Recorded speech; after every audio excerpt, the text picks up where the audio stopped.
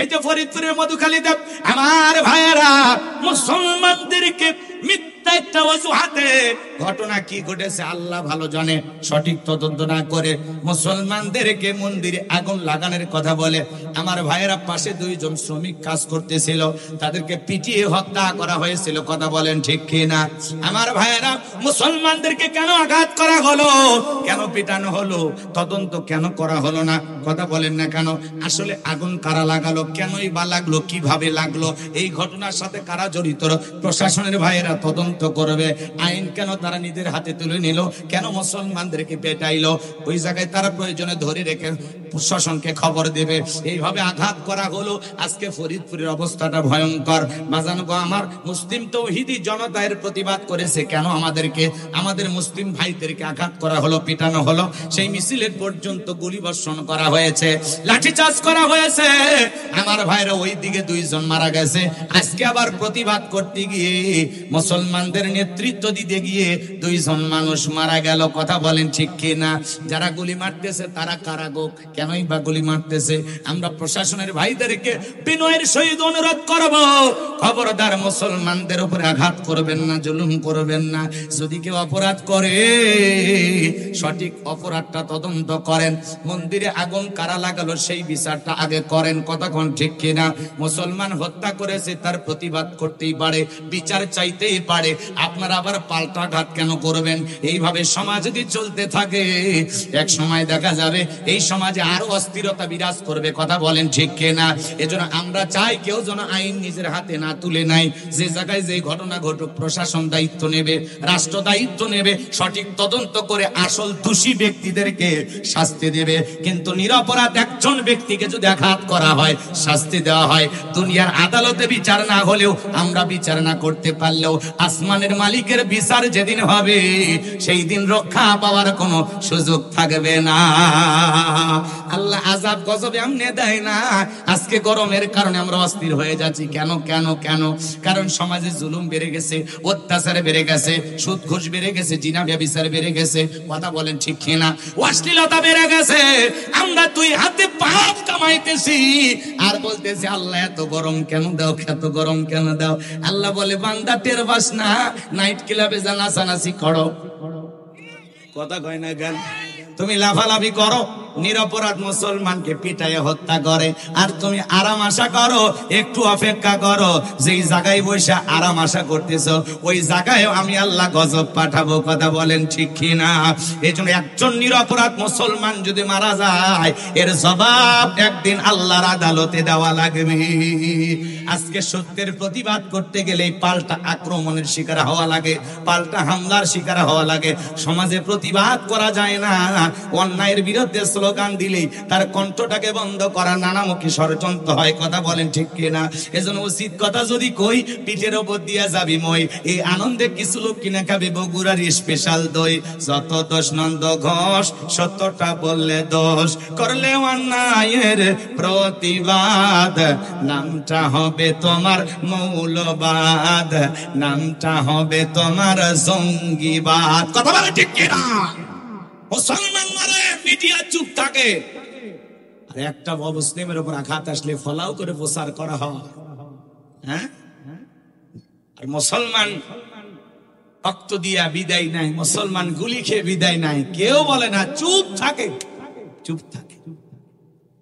আজকে যদি এই ঘটনা অমুসলিমদের সাথে হইতো, সুশীল সমাজের ভদ্রলোকেরা টকশো গরম করে ফেলে দিত। আজকে মুসলমানকে মারা হয়, মুসলমানকে কষ্ট দেওয়া হয়, সে ব্যাপারে কেউ কথা বলে না। কিন্তু আমরা চুপ থাকবো না, আমরা কথা বলবো। কথা বলে ঠিক না? কষ্ট হয় আপনাদের? কষ্ট হয়? লিল্লাহি তাকবীর। আমার ভাইয়ের, আমরা একটা শান্তির বাংলাদেশ কামনা করি, কোনো অশান্তি চাই না, কোনো মারামারি চাই না, কোনো কাটাকাটি চাই না, কোনো হানাহানি চাই না। কথা বলে ঠিক না? আর প্রশাসনকে অনুরোধের ভাষায় বলবো, গুলি জনগণের বুকে চালানোর জন্য দেয় নাই। কথা বলেন ঠিক কিনা? এই জন্য দয়া করে মুসলমানের বুকে আঘাত করেন না। মুসলমান সহ্য করলেও আরশের মালিক আল্লাহ সহ্য করবে না। কথা বলেন ঠিক কিনা? এই জন্য পোশাকের গরমে হোক আর পিস্তলের গরম হোক, আজ পরিস্থিতি একেবারে ঘোলাটা করবেন না, তখন আবার অবস্থা খারাপ হবে। এই জন্য আপনারা একটু বিষয়টা খুঁটিয়ে দেখবেন, মানুষকে কেন মারেন, কেন পিটান, কেন আঘাত করেন, একটু চিন্তা ভাবনা করবেন, কত মার্ডারের আসামি, কত খুনি, কত ইয়া ব্যবসায়ী, কত সমাজে অপরাধী তারা ঘুরতেছে, তাদেরকে তো আঘাত করে না। একটা মুসলমান প্রতিবাদ করতে পারে, তার কি প্রতিবাদ করারও ভাষা থাকবে না? কথা বলেন, একটু কি তার প্রতিবাদ করারও অধিকারটুকু পাবে না? এটাও কেন নষ্ট করতেছে? আল্লাহ যেন সঠিক বুঝ দান করেন। একটু জোরে বলেন আমিন। আজ তাম পৃথিবীতে মুসলমান মারার জন্য এক শ্রেণীর মানুষ ঐক্যবদ্ধ হয়েছে, কথা বলেন ঠিক কিনা? কিন্তু মনে রাখবেন বাজান, এই জমিনের মালিক কে? আপনার আমার মালিক কে? সব ফয়সালা আসমান থেকে হবে, কথা বলেন ঠিক কিনা? কিন্তু আমরা কখনো উগ্র হব না, আমরা নম্র হব, ভদ্র হব, বিনয়ী হব, মাসুম হব, আকাশ সহ্য করব। আসমানের মালিক আল্লাহ ওদের বিচার করবে, কথা বলেন ঠিক কিনা? আজ তাম পৃথিবীর দিকে তাকায় দেখেন, ওই তাম পৃথিবীর জালেমেরা ঐক্যবদ্ধ হয়েছে ইসলাম আর মুসলমানকে বিদায় করার জন্য। আজ ফিলিস্তিনের জমিনে ওই ইহুদি জালেমেরা মুসলমানের রক্ত নিয়ে খেলা করে, কথা বলেন ঠিক কিনা? আমার ভাইয়েরা, শুধুমাত্র ফিলিস্তিনিতে নয়, তাম পৃথিবীতে যেখানে মুসলমান সেখানে জালেমের জুলুম আছে না নাই? জোরে বলেন আছে না নাই? আল্লাহর কাছে দোয়া করি, আল্লাহ ইহুদি জালেমদেরকে পরাজিত করে ফিলিস্তিনের মুসলমানদেরকে তুমি বিজয় দাও। জোরে বলেন আমিন। আল্লাহ ফিলিস্তিনের মুসলমানদেরকে বিজয় দান করুন। জোরে বলুন আমিন। ওই জালেমদের দিলের মধ্যে কোনো মায়া দয়া নাই। বৃদ্ধ থেকে শিশু পর্যন্ত কেউ ওদের হামলা থেকে রক্ষা পায় না। হাসপাতাল মসজিদ পর্যন্ত হামলা থেকে রক্ষা পায় না।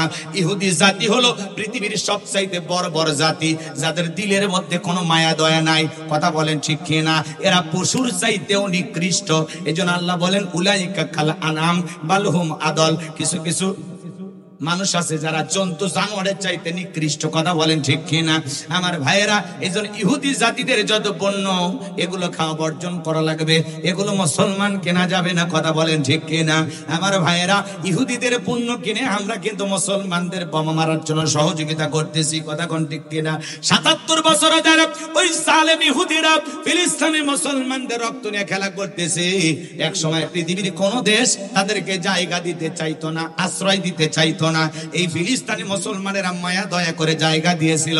আজকে দয়া করার কারণে ওরা দয়ার পরিবর্তে সেই কৃতজ্ঞতা ভুলে গিয়ে তাদের উপরে জুলুম করতেছে। এক সময় যারা আশ্রয় দিয়েছে তাদের উপরে জুলুম করতেছে।